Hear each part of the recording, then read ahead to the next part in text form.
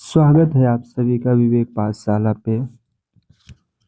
आज हम लोग इसके पहले की कक्षाओं में देखा जाए तो मुख्य रूप से कंप्यूटर के उद्भव और विकास से संबंधित और उसके साथ साथ कंप्यूटर के विकास प्रक्रिया में जानवार स्ट्रक्चर के मॉडल के बारे में हम लोग चर्चा किए हैं।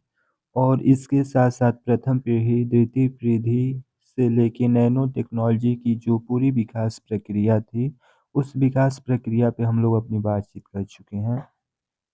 आज बहुत ही महत्वपूर्ण बिंदु है जिस पे हम लोग अपनी बात करने जा रहे हैं। परीक्षा के दृष्टिकोण से कहा जाए तो इसके बाद जो रैम रोम पे बात करेंगे, वहाँ से प्रश्न बार बार पूछते हैं। इतिहास गवाह है कि हम जब प्रीवियस ईयर के प्रश्नों को हल करते हैं तो उसमें प्रायः एक या दो प्रश्न जो कंप्यूटर की रैम रोम संबंधित विभिन्न प्रकार की मेमोरी, जिसे अस्थायी एवं अस्थायी मेमोरी के नाम से जानते हैं, वहाँ से प्रश्न बारंबार पूछे जाते हैं। हम लोग धीरे धीरे करके एक एक चीज़ पे बात करेंगे। पहली बार अगर हमारे चैनल को देख रहे हैं तो इसके पहले की जो भी कक्षाएं आपने मिस की हैं कंप्यूटर या जो भी अन्य इकाई हैं, उसको श्रृंखला के रूप में देखें, क्योंकि एक कड़ी दूसरे कड़ी से आपस में जुड़ी रहती है, जिसे प्रायः interchange connection with author class के नाम से भी कहा जा सकता है। सो विलंब न करते हुए आज की कक्षाओं को हम लोग सुचारू रूप से चालू करते हैं। सबसे पहले हम लोग बात करेंगे सीपीयू क्लॉक। सीपीयू क्लॉक होता क्या है आखिर में, यह समझने का प्रयास करेंगे।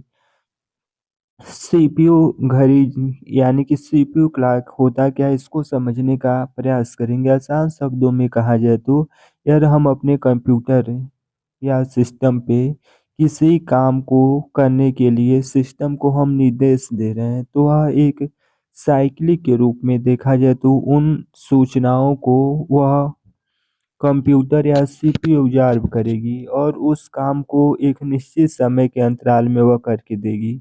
जैसे मनुष्य के शरीर में जो आंतरिक शरीर है, जिसमें देखा जाए तो जीवन जीने की जिसकी जीविका है वह साइक्लिक के रूप में घटती रहती, ठीक उसी प्रकार से मशीन के अंदर किसी भी काम को करने के लिए एक निश्चित समय सीमा के अंदर वह काम करता है, उसे हम सीपीयू क्लॉक कहते हैं। एक बार परिभाषा को हम देखेंगे कि every programme your can computer है जैसे टाइम फॉर प्रोसीजिंग, यानी कि किसी भी काम को करना है अपने कंप्यूटर पे तो वह एक निश्चित समय अंतराल में ही करेगी।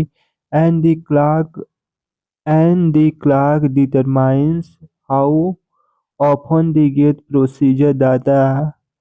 The clock is likely the outage your computer number of plus per second measured by outage, यानी कि कंप्यूटर के अंदर किसी भी प्रोग्राम को करने के लिए एक निश्चित समय सीमा के अंदर वह काम को करता है और उसे पल्स और हॉटेज से नापा जा सकता है।